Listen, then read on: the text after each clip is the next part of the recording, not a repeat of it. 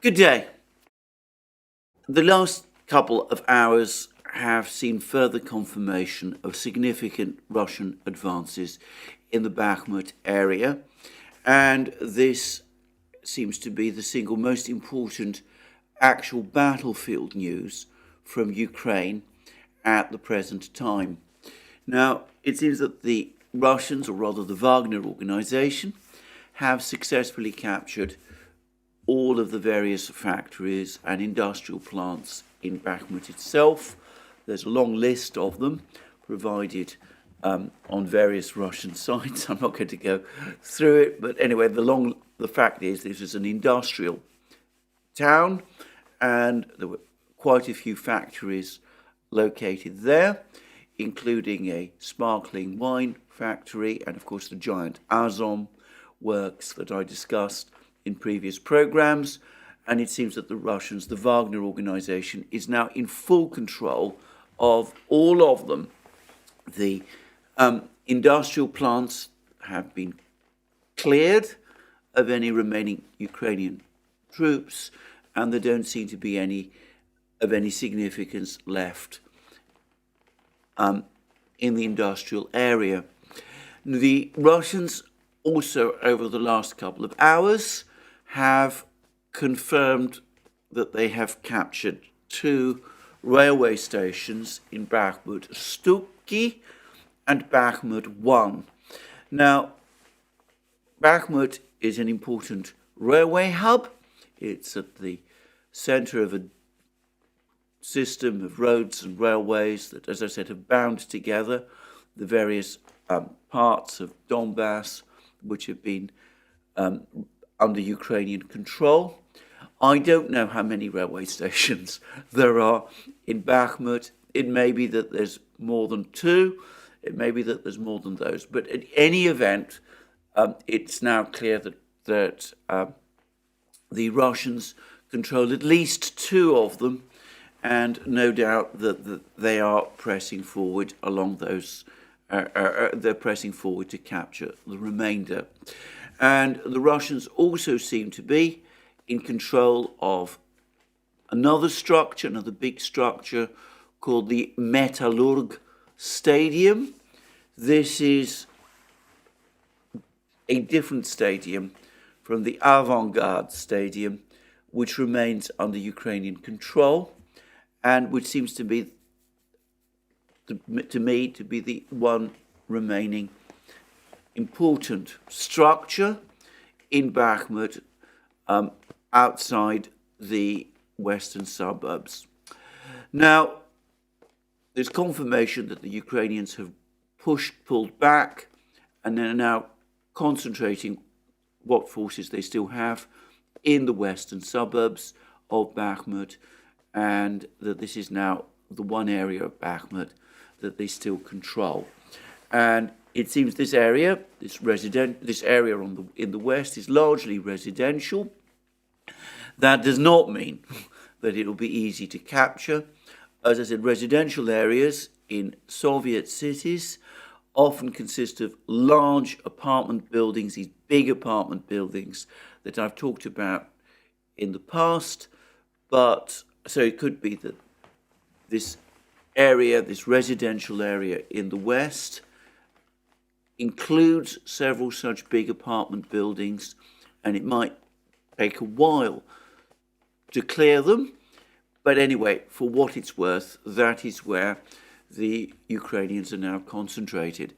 And there's also reports that the Russians, the Wagner organization, have now broken into the large village, small town if you prefer, of Bogdanovka. This is one of those villages around Bakhmut, Orehovo, Vasilievka, Ivanivskaya, Khromovo, which have been the center of intense fighting over the last few days.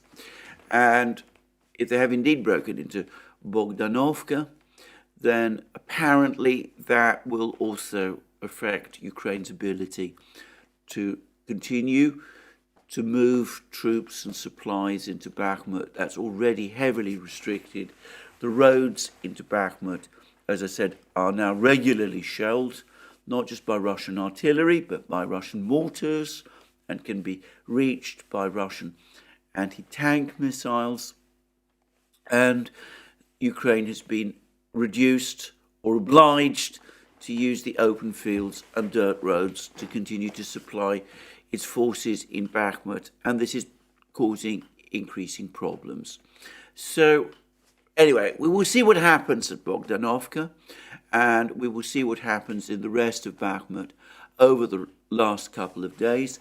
My sense from what I'm reading is that the Russians, the Wagner organization, have not just captured all of these areas in the center and north and south of Bakhmut, but they've actually fully consolidated their control over these areas, except possibly the Avant-Garde Stadium, and which presumably will be the next important target in the town itself.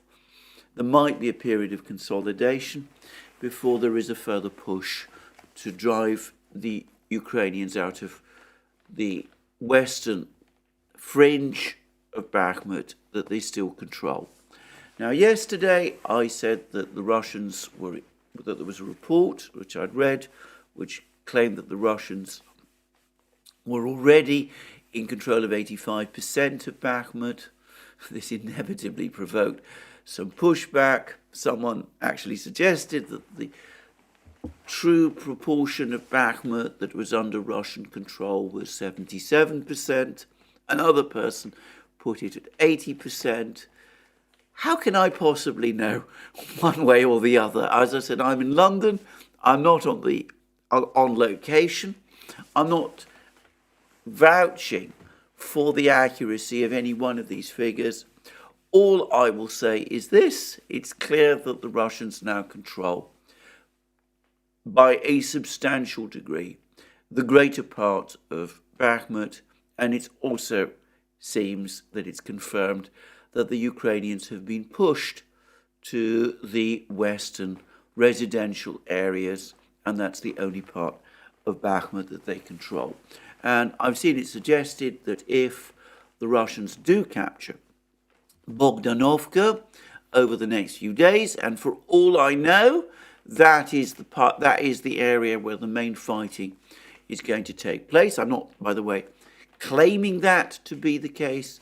Anyway, on the assumption that that is what the Russians are going to do, then I wonder whether it will be possible for the Ukrainians to continue to fight in Bakhmut at all. Maybe at that point they will finally make that decision that the time has come to try to pull whatever troops they have left in western Bakhmut out, braving the Russian guns, the crossfire of the Russian guns that, as I said, control the two main roads. Now, what has happened to the counter-offensive in Bakhmut that we were hearing so much about a few weeks ago? There was all that big concentration of Ukrainian troops around Bakhmut. Prigozhin, the nominal head of the Wagner organization, seemed to be very worried for a time that there was going to be a Ukrainian counterattack in Bakhmut. Well, all I can say is this: if there is going to be a Ukrainian counterattack in Bakhmut, they're leaving it very late, so late that I'm starting to wonder whether it's now a realistic option at all. I say that again as somebody who's not a military specialist and who has only very incomplete information about the situation on the ground. But anyway, there we are. So far, no such counterattack has taken place. And I recall that about a week ago, there was a string of reports in the Western media, in the New York Times, the Daily Telegraph, the Guardian, elsewhere, about the Russian offensive in Bakhmut losing momentum. Well, as we can see, that is not the case.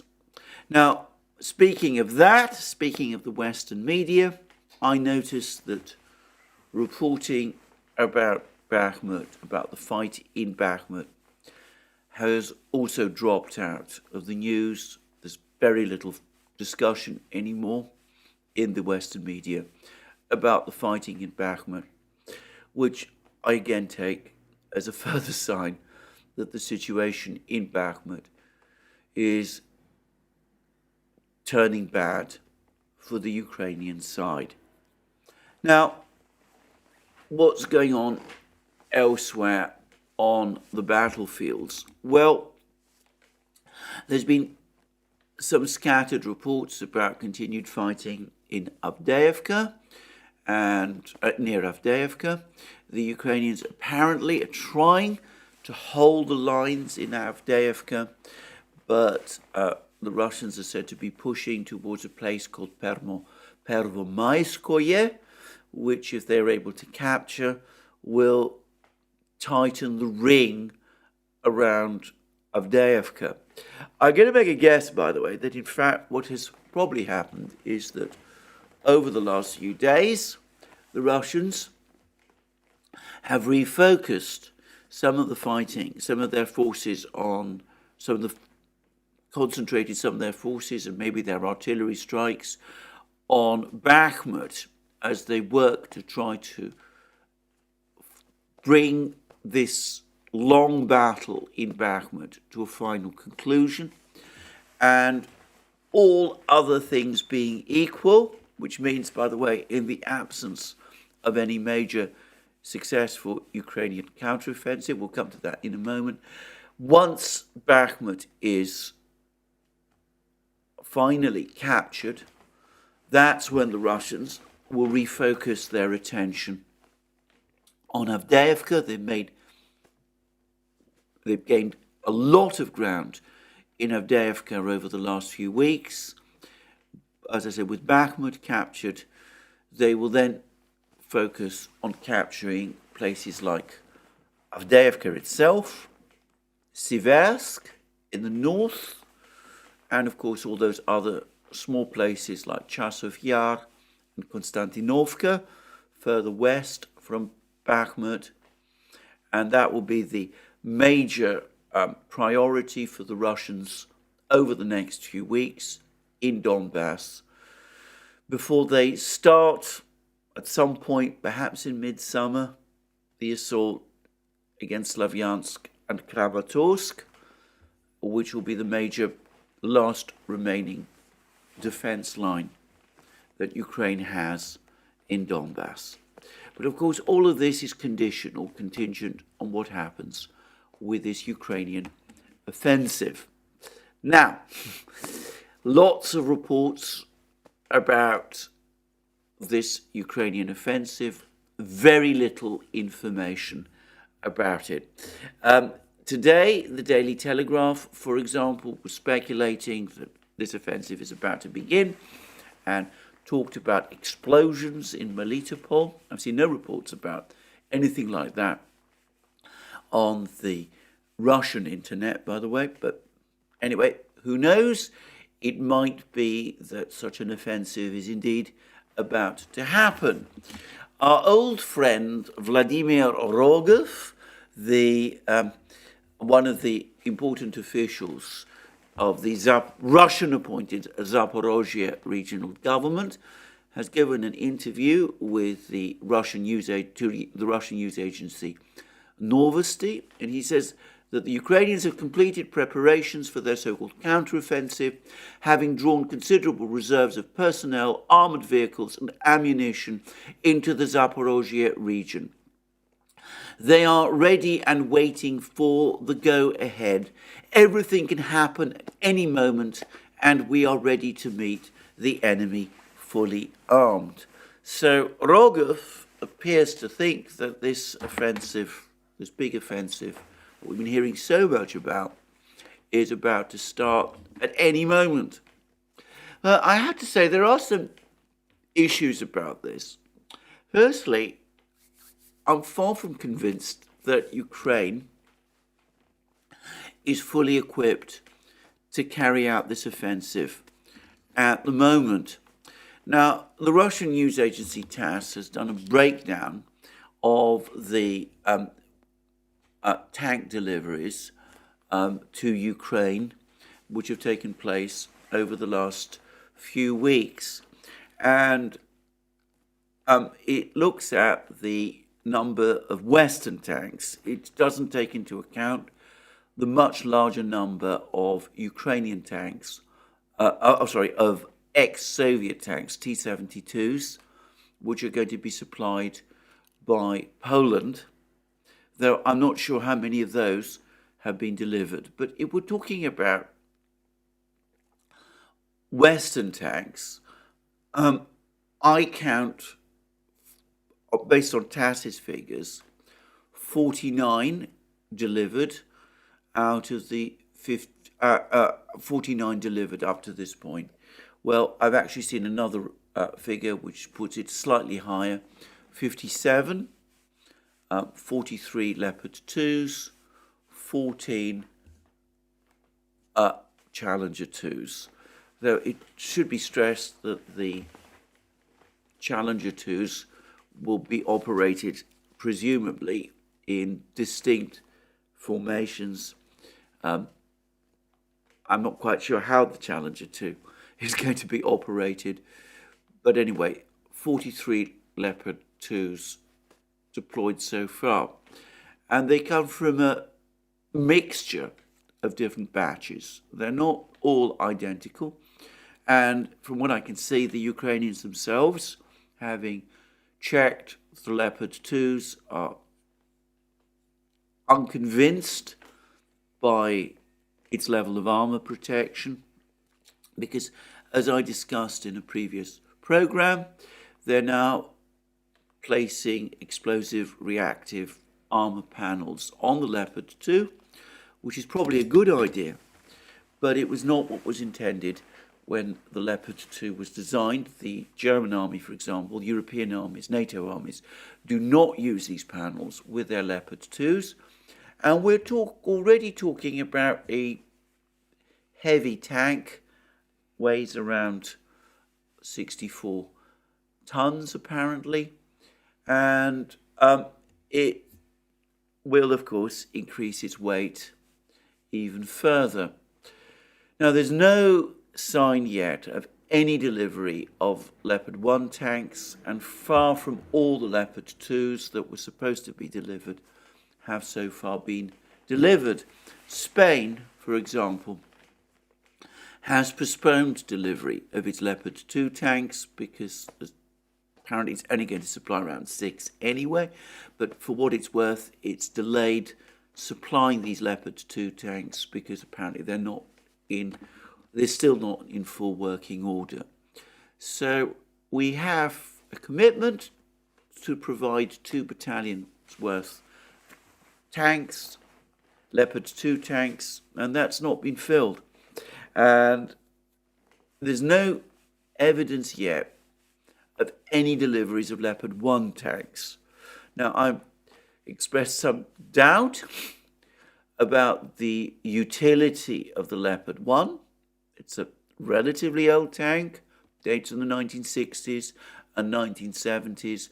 It was phased out of NATO militaries, well, largely phased out of NATO militaries some time ago. Some NATO militaries do still use it. It's got thin armour.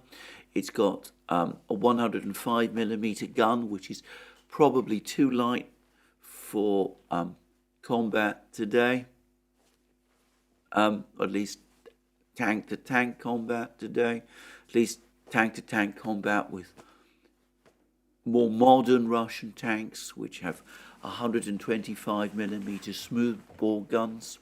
Anyway, whatever. There's no Leopard 1s. There's still some Leopard 2s to deliver.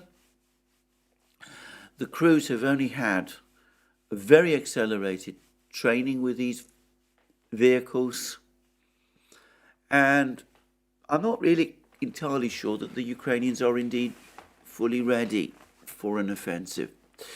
Now, there's talk also that Ukraine has received more batches of MiG-29 fighter jets from Poland and Slovakia. And there's been suggestions that the totality of MiG-29 fighter jets, which the Ukrainian Air Force is going to have at some point, is 72, and there's still apparently some Sukhoi 27 fighter jets left over from the Ukrainian Air Force, which preceded the war. Now, 72 sounds like quite a lot, except, again, I'm not entirely sure whether all of these fighter jets have indeed been delivered. And for what it's worth, the Russians don't seem to be particularly concerned about this. They consider these to be old versions of the MiG-29 left over from the Soviet era. The Russians are familiar with the workings of this fighter jet, and they don't see it as any kind of match for their own air force, which is equipped with much more modern fighters. But regardless of that, it's possible, it's conceivable, that the Ukrainians still need time to get these MiG-29s up and running. If they've just been delivered, they're probably not yet fully ready for use, even if the Ukrainian pilots are familiar with these fighter jets. And I suspect anyway that we haven't yet seen full delivery of these fighter jets yet. So it could be that there's still some time before this offensive begins. But this is just a guess, and I'm not going to pin my colours to the mast on this, as we say. I don't know for this for a fact, one way or the other. We'll just have to wait and see. But anyway, there are lots of rumours and talk about this offensive. Now, I'm going to add something else, which is that I've seen a report, or various reports apparently, indeed in, again, various parts of the Russian internet, that though the total forces that the Ukrainians are committing to this offensive in Zaporozhye is around 70 to 80,000. The actual advance force concentrated in Orekhov numbers around 20,000. And that doesn't seem to me to be sufficient for a breakthrough force. And again, I do wonder whether there isn't some organisation and redeployment and training still to do. But anyway, there we go. We'll just have to see what happens. It could be this offensive will start today or tomorrow, or it could be that it's still some weeks away. I'm not going to guess. I also suspect that the weather conditions are playing a significant role in determining when this offensive starts. As I said, there were heavy snowfalls a couple of days ago, right across the battlefronts. I understand temperatures have risen. The snow is presumably thawing, but that will also make the ground soft again. And for all I know, that might delay the offensive for a little while. Now, talking about the soft ground, I've talked about tanks and the kind of tanks that Ukraine is getting, and I focused on the Leopard 2s and Leopard 1s and Challenger 2s. The Abrams tanks are still weeks or months away from being delivered and are not going to play any role in a counteroffensive soon. But anyway, there's also, I suppose, the French AMX 10RCs, these wheeled vehicles with their tanks, with their light guns, their 105mm. Well, it's not exactly a light gun, but anyway, medium pressure gun. I gather that Ukraine expects to receive around 40 of these. And I'm trying to work out what they're going to be used for. And the best discussion I can find, the only one that really provides any kind of explanation of what the purpose of these machines would be, is technology.org, and it provides the following discussion about the AMX 10RC. It is not a fully fledged tank. Its armour is much lighter and can be penetrated with light autocannons using armour-piercing ammunition. Wheels lack stability compared to a track-based chassis, and the 105mm gun is smaller compared to many leading tanks and is not stabilised, so that it can't fire on the move, and it's a lighter gun than the 105mm gun operated, for example, by the Leopard 1. In addition to that, the AMX 10RC medium pressure cannon uses 105mm proprietary ammunition, which is not compatible with the NATO 105mm projectile standard. So it's not only a lighter gun, a less powerful gun than the 105mm gun used by the Leopard 1, but it requires entirely different ammunition. So Ukraine is going to have to develop an entirely different logistics line to equip these 40 AMX 10RCs with shells entirely separate from the 120mm shells fired by the Leopard 2 and the 105mm shells fired by the Leopard 1 and the 120mm shell rifled shells fired by the Challenger 2. Brian Beletic has talked about this at length. Again, as somebody who has some experience of logistics, I would say that to me, that looks like a nightmare. But anyway, I'm not going to discuss this further here. But anyway, what can this vehicle do? And this article says, in this machine, the ability to overcome difficult terrain is exceptionally good. All 6 wheels are driven, which undoubtedly does help. And I wonder how effective that is in the very, very swampy conditions, the very soft ground that you're getting, muddy ground that you're getting in Ukraine at the moment. It also uses, anyway, it goes on to say, it also uses the skid principle where the left side and the right side wheels can be driven independently, and wheels are also coupled with an automatic tyre inflation system. All good and excellent, but I doubt very much that this substitutes in any way for a track, for tracks. Tracks are much more effective on soft ground, whatever.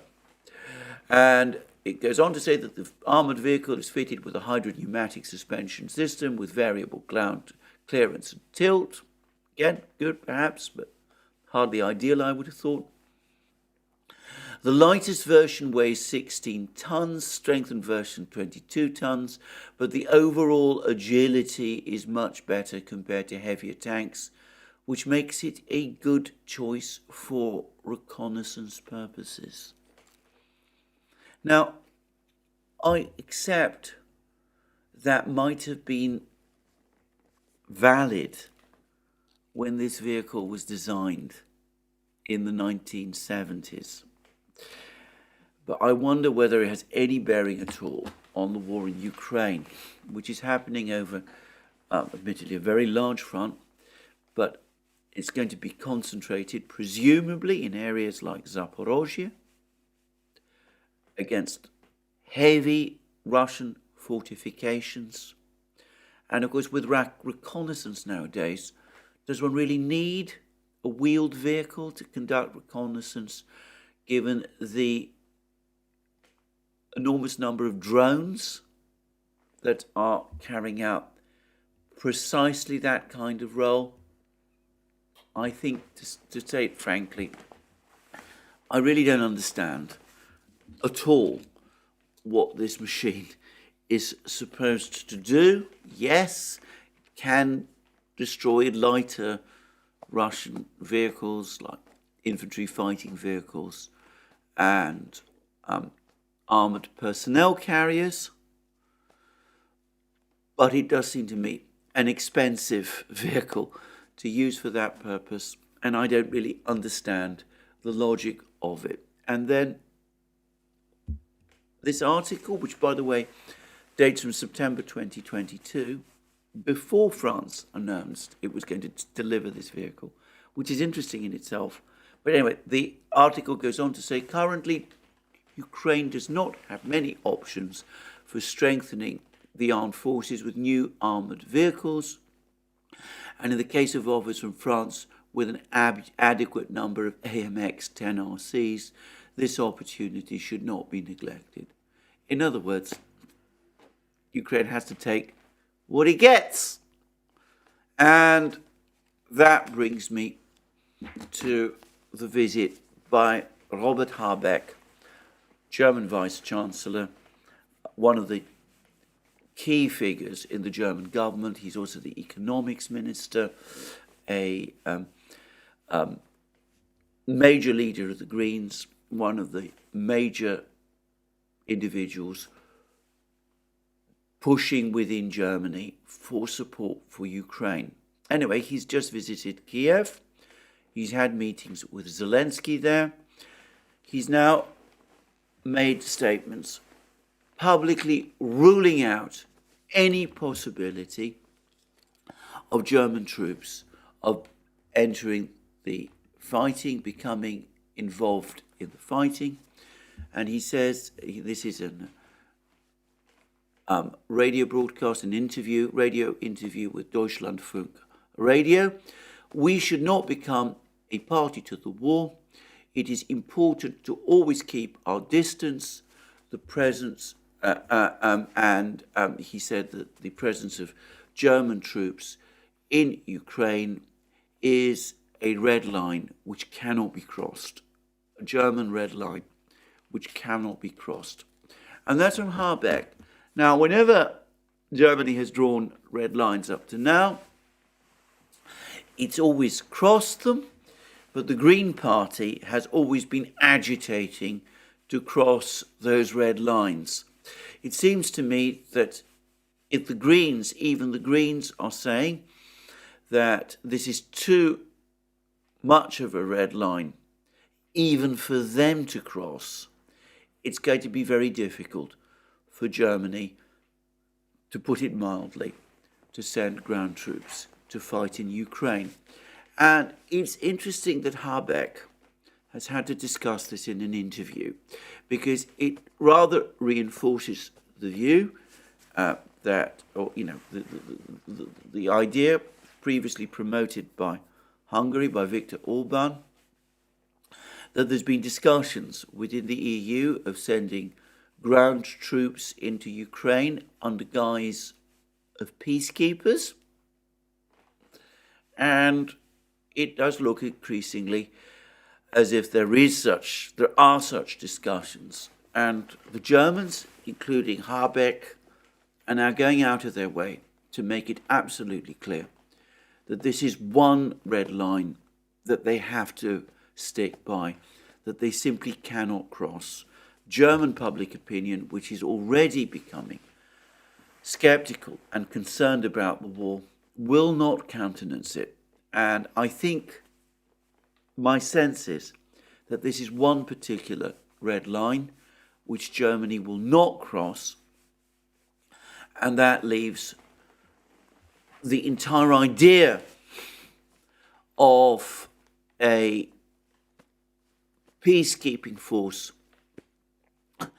entering Ukraine reduced to a limited number of countries. And when I say a limited number of countries, in practical terms, it's only one, and that's Poland.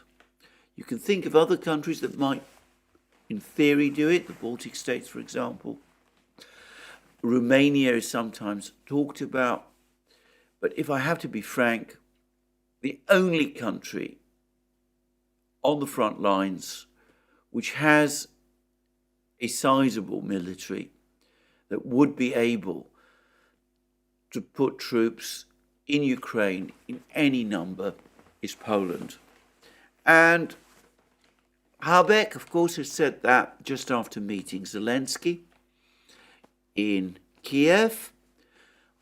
I strongly suspect that one of his reasons for going to Kiev, I mean, in theory, it was all about economic agreements. He brought a relatively small delegation, by the way, of German business people with him to Kiev. Doesn't seem as if the German business community is hugely enthusiastic about getting involved in Ukraine, but some businessmen did come along with Habeck, and there were discussions about economic connections between Ukraine and Germany going forward. But anyway, I suspect that his real purpose in going to Kiev was to give Zelensky these two messages: that Germany is now unable to send more equipment. It's run out of what it can send. It lent 18 Leopard 2 tanks. Supply of more Leopard 2s would start to deplete not just German reserves of tanks to dangerous levels, but European reserves of Leopard 2s to dangerous levels. There's already problems supplying the Leopard 1s, which have been in store. I suspect there's still issues trying to find ammunition for these tanks. Anyway, one way or the other, I think Habeck explained to Zelensky that there isn't, in practical terms, going to be much in the way of new equipment, more equipment supplied to Ukraine. And I think he also would have wanted to make clear to Zelensky that even he, that is to say Habeck, one of Ukraine's most passionate supporters, not just in Germany, but also in Europe, has now hit on the red line. He cannot commit Germany to sending ground troops to Ukraine, even as part of a peacekeeping force. German opinion is too hostile to that idea. It simply won't happen. And perhaps that in part explains Zelensky's current visit to Poland. Now, can I just say this is a visit which will have been planned and talked about over a long time. Zelensky hasn't just turned up in Poland because Habeck will have given him unappealing, unattractive news in Kiev. More probably, Habeck went to Kiev on the eve of Zelensky's visit to Warsaw to make it clear to Zelensky that if Zelensky is going to be talking with the Polish leaders about peacekeeping forces, he needs to understand that Germany is not going to be involved in them. But anyway, the fact is, Zelensky is now in Poland. And I'm going to say this, I get the sense that even in Poland, the ground is shifting. Now, I understand and I fully accept that there is continued strong support for Ukraine in Poland. Poland has a long, complicated, very difficult history with Russia. It's occupied, conquered by Russia, along with, by the way, Prussia and Austria during the partitions of the late 18th century. It was for a long time throughout the 19th century disappeared as a country. There were rebellions against the Russians in Russian-controlled Poland in 1830 and I believe, from memory, 1862, which the Russians suppressed. Poland finally gained independence from Russia after a long struggle at the time of the Russian Revolution. There was then a Russian-Polish War that was fought in 1920 when the Red Army almost reached Warsaw. And, of course, many Poles still remember with understandable bitterness the events of 1939, the Molotov-Ribbentrop Pact, the subsequent difficult relationship with the Soviet Union over the course of the Second World War, the loss of the territories in the West, including Lvov, the Katyn massacre, and of course the long period of communist rule of Poland that followed the Second World War, even though I would say that I do know several people from Poland who have rather more positive views of that period of communist rule than one might have expected. So this is a difficult and long history, and I just set it out there because I want to make it very clear that I am aware of that history, and I do understand why a lot of people in Poland feel bitter towards Russia and angry towards Russia, and why they might want to support Ukraine. There is a Russian side to this story which I'm not going to discuss in this program. Anyway, suffice to say, I understand that, but I also get the sense that support within the Polish military for an intervention in Ukraine is almost non-existent. The high command of the Polish military doesn't favour this idea at all. Ukraine has already sent much of its equipment to Ukraine, where it's already been destroyed by the Russians. Large numbers of volunteers from Poland have fought in Ukraine, and there's lots of speculation that these are, to all intents and purposes, Polish troops who've been sent into Ukraine as volunteers. There's varying stories and discussions and debates about the number of these who've died. Again, I'm not going to get into casualty figures, but apparently it's enough for it to have been noticed in Poland. There's been an exodus of people from the Polish military as rumours of an intervention in Ukraine have spread. It's been difficult for the Polish military to retain numbers of troops or to recruit more, apparently. And generally, I get the sense that the military thinks this is a bad idea, and much of Polish society thinks the same. And there are now economic grievances because Poland has been trying to support Ukraine economically. One of the ways in which that's been happening is through imports into the EU via Poland of Ukrainian wheat.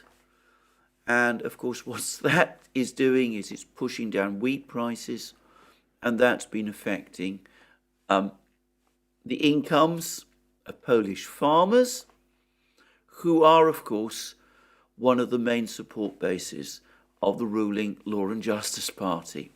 And Zelensky's visit has been greeted with protests from some of these farmers.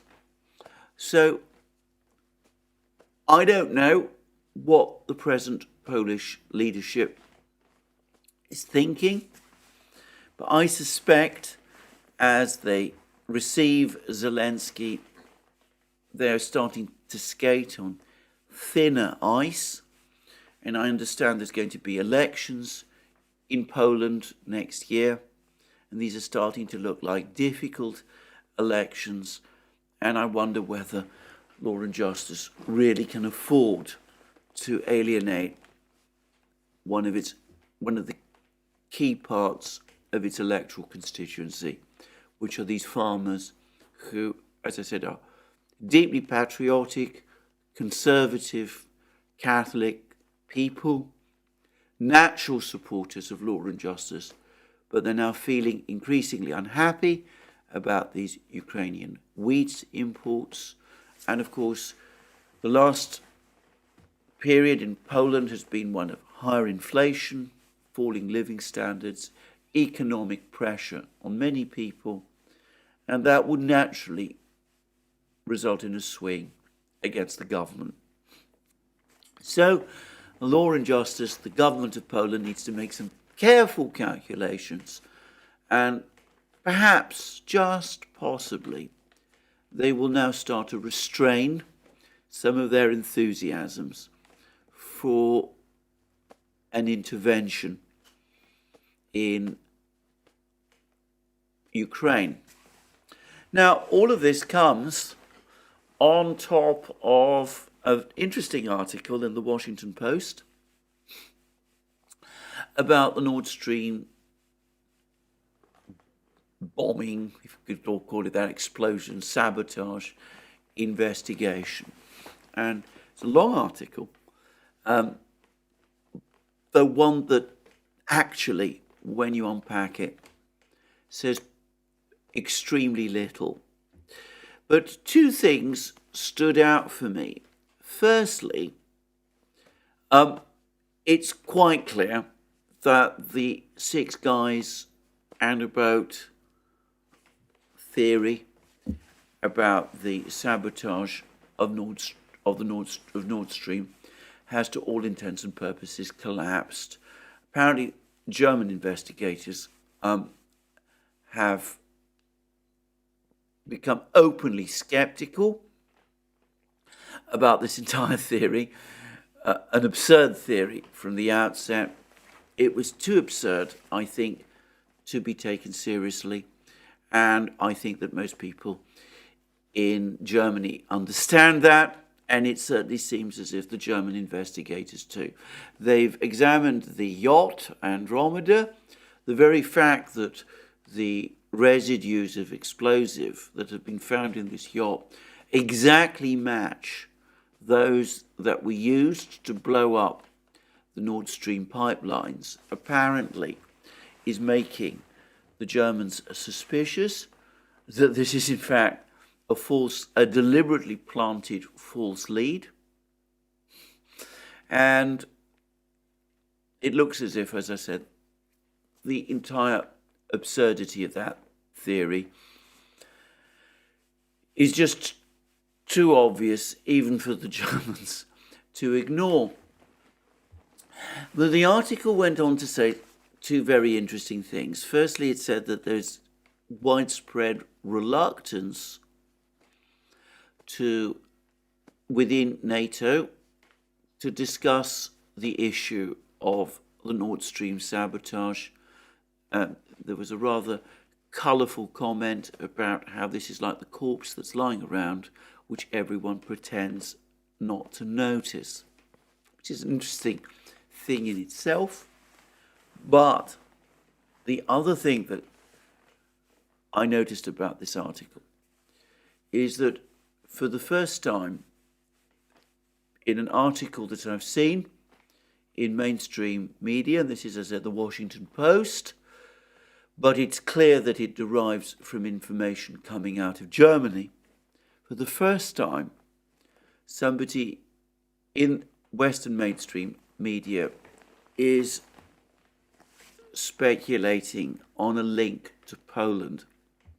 It's been pointed out that Andromeda, the yacht Andromeda, was owned or leased by a Polish company, and there's some suggestions of a Polish connection. And I can't help but think that this is going to make some people, or should make some people in Poland, nervous. I don't in fact certainly don't believe that Poland carried out or was involved in this operation by itself. If it did play a role, it would have certainly done so with the support of the United States. There's more and more speculation that Chancellor Scholz of Germany was at least informed in advance of what was going to happen.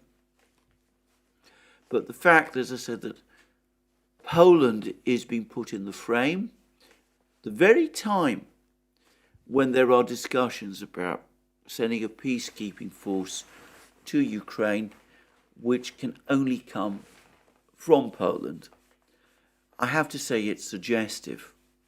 And I have to also say this. I think that if Poland were to do something as foolish as send a peacekeeping force into Ukraine, an intervention force, in other words, into Ukraine, it would not be supported in Germany. I'm not going to explore that further in this program, but I think that German public opinion will absolutely not want to support what they might see as a Polish adventure, a Polish feud with Russia. So I'm just making all of these points. They're just pieces of the jigsaw. I'm not sure how they all fit together. Maybe they don't all fit together. But I did find it interesting that Washington Post article, as I said, for the first time, puts Poland in the frame. Just for clarity, I still believe that the attack on Nord Stream was carried out principally by the United States in the manner discussed by Seymour Hersh, which makes the fact, as I said, that somebody is starting to point a finger a little towards Poland, I find it makes it that fact even more interesting. Now, before I leave all of these discussions, let me just add two quick further points. The first one is this. It's absolutely clear to me that the Russians have been aware of the possibility of an offensive in Zaporozhye region for months before even the Western media started to discuss it. After all, General Surovikin gave an interview soon after he was appointed by President Putin to a senior position, to the temporary position he occupied as overall commander. Though I still believe, by the way, that he's the main theatre commander. Anyway, he was already talking way back, I think in September or early October, about the need to create fortified lines. And that's exactly what the Russians have done. And they started to do that almost immediately in Zaporozhye region. So it looks very much as if the Russians, presumably from intelligence or however they did it, they worked out that the main Ukrainian attack was going to happen in Zaporozhye region. And as I said, people have been talking about how the Russians are dug in and prepared for this offensive. They're dug in and prepared for this offensive because, well, they were aware that it was coming all the way back in October. And that must, to my mind, make the prospects of this offensive problematic. When the Ukrainians launched their successful offensive in Kharkiv region in September, the Russians were, at least to some extent, caught by surprise, and they were not prepared. This time, they are heavily prepared. They are very much more heavily prepared than they were even in relation to the Ukrainian offensive in Kherson in the summer and autumn. They've had months to prepare, and as I said, they've built up these very heavy fortified lines to do it. And the other thing is that today, Putin is apparently chairing an enlarged meeting of Russia's Security Council. We haven't yet had much in the way of information about what that's all about, but it's clear, and we've already been told this, that it is going to be about the war in Ukraine, and presumably this is also connected in some way with preparations for the Ukrainian counteroffensive and for any further advance by the Russians beyond what beyond Bakhmut, once Bakhmut is finally captured. I would add, by the way, that Putin has just visited the important industrial town of Tula, which is not far from Moscow. Tula is another major center of the Russian arms industry. There's heavy armaments and munitions that are carried out there. He went and visited some of the factories in Tula, the arms factories in Tula, and no doubt there'll be discussions about weapons production, arms production in Tula and other places at this at this Security Council meeting. Now, that brings me to another topic, which is the affair of the American journalist, the arrested U.S. journalist who was, of course, recently arrested, Ivan Gershkovich, who was recently arrested in Yekaterinburg on spying charges by the Russians. The Russians have just confirmed that they have also arrested some other two Russian citizens, also on spying charges, in Yekaterinburg, the same place where Gershkovich was arrested. And this is the report we've had from TASS. A married couple have been detained for spying for Ukraine at a defense sector enterprise in Nizhny Tagil and have confessed to handing over blueprints to Ukrainian special services in exchange for $1,270, according to a video of their interrogation released by the Russian Federal Security Service, the FSB, on Tuesday. And I wonder whether these two arrests are of Gershkovich and of this particular couple are in some way connected, not in the sense of Gershkovich being part of some kind of spying operation involving these people, this couple, but just possibly, just conceivably, to the Russian counter-espionage services, the fact that a US journalist was in Yekaterinburg asking questions about apparently tank production at Nizhny Tagil, at the Ural-Vagon Zavod factory, and also about Kalibr cruise missile production at the Novator factory, which is also located in Yekaterinburg. That's at least the rumor. At the same time that a Russian couple were apparently being paid by Ukrainian special services to provide blueprints of something that is being produced in Nizhny Tagil. T-90M tanks, perhaps? Who knows? I wonder whether the Russian special services felt that there is some kind of connection and that it's perhaps not just a coincidence that these two events, this journalist, this American journalist, asking those questions, and this Ukrainian intelligence operation were going on at the same time. Anyway, just saying. And anyway, we will see. We will see how all of this develops, but no doubt there'll be a discussion. I suspect there will be a discussion of this at the Security Council meeting that Putin is about to chair. And I think it is highly likely that the topic of Gershkovich and what to do with him will also be discussed there.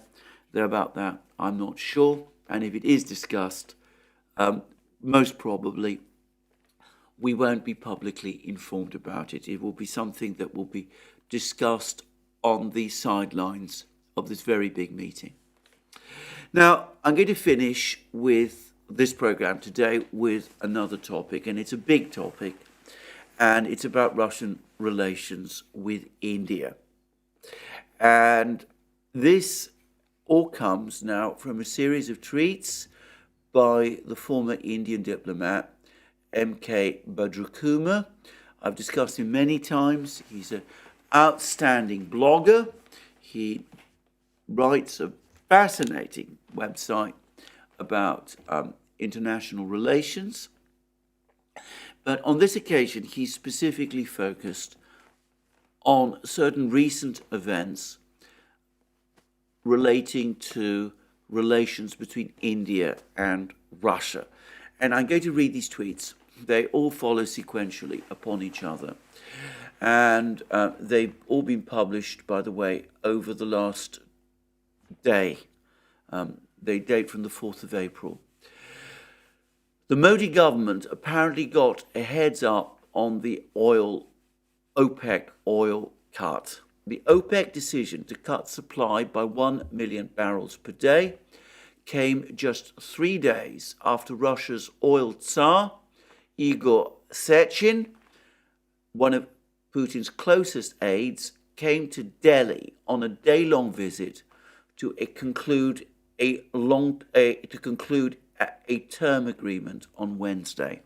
Now, Igor Sechin is an extremely important individual. He is the chief executive officer of Rosneft, Russia's biggest oil company by far, and a state-owned oil company. He's particularly close to Putin. He's also somebody, by the way, with a background in Russia's intelligence and security service.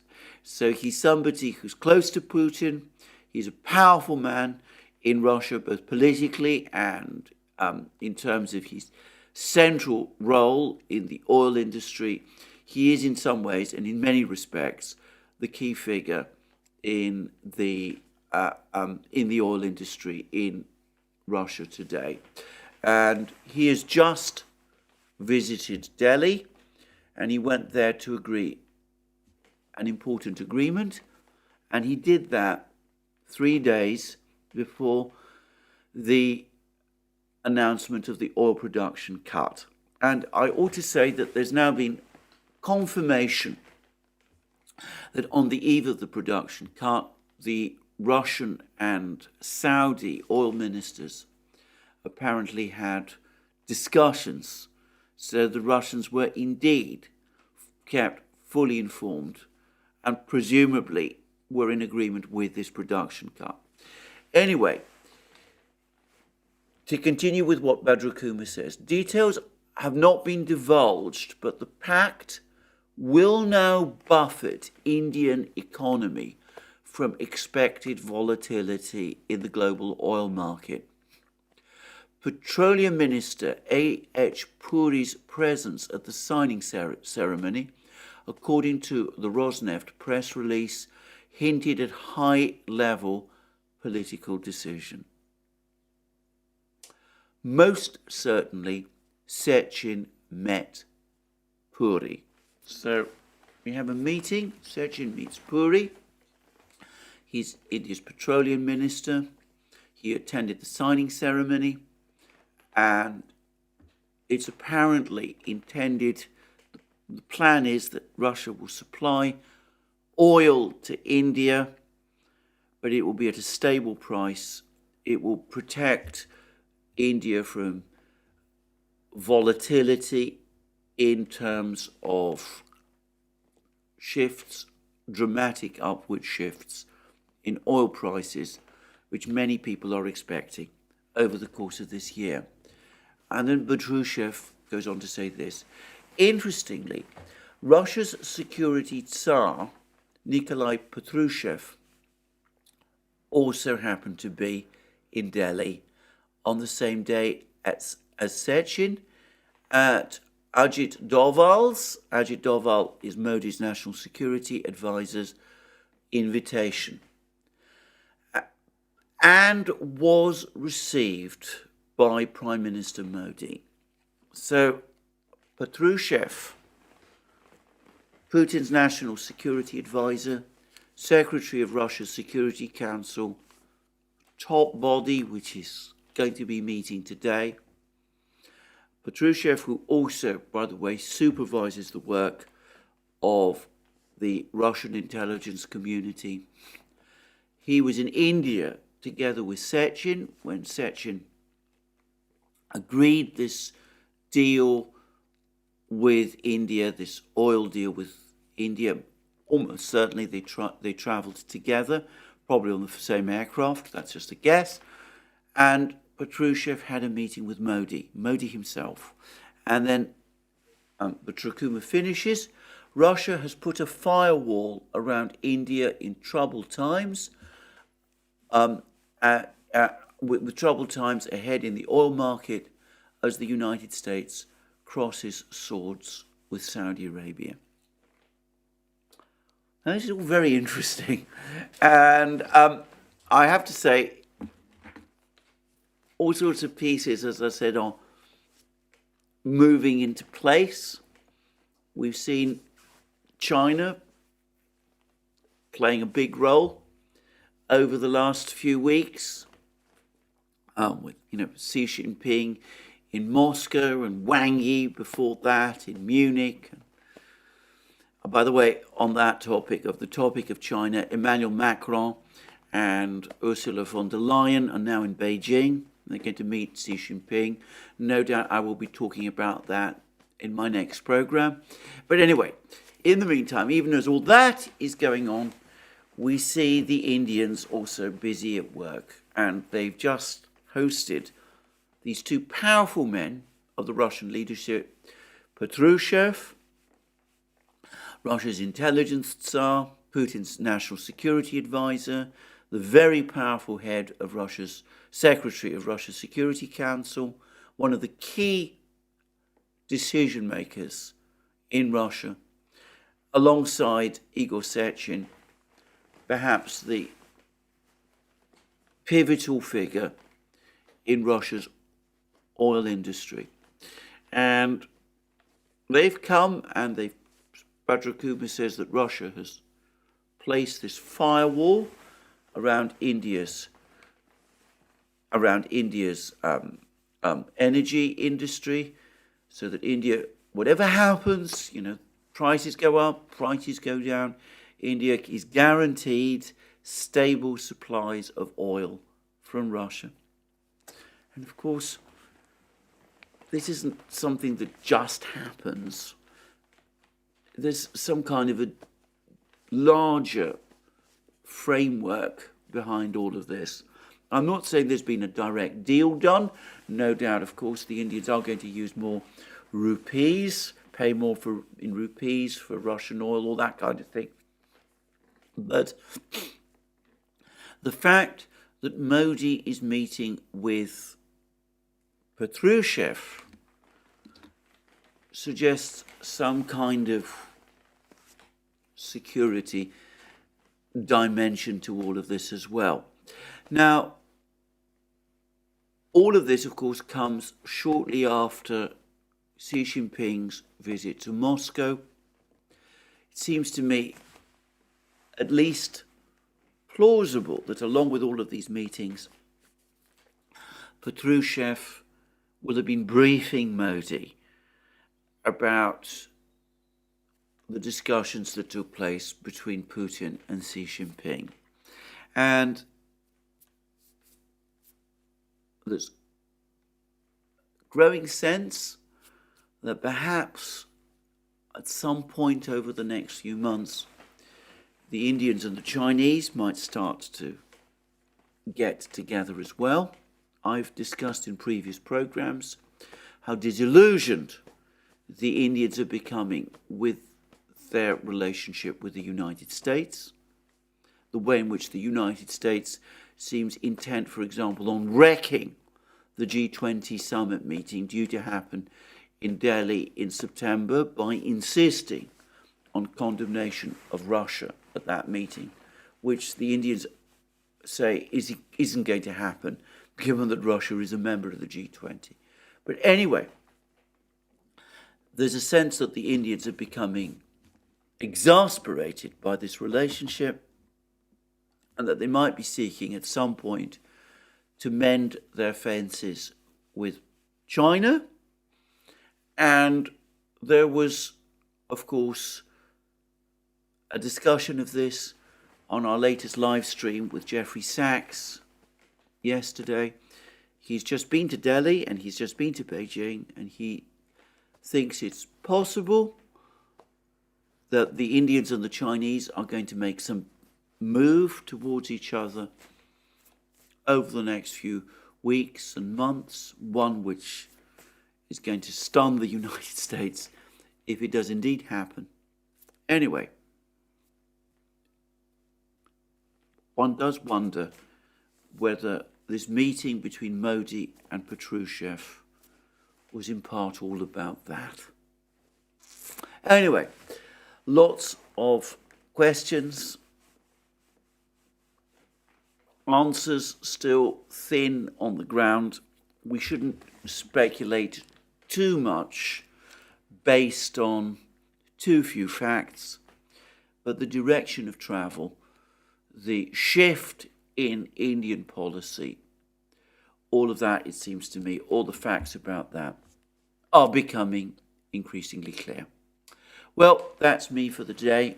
More from me soon. We'll see what happens with this Ukrainian offensive, if it happens over the next few days. We'll see what happens in Bakhmut.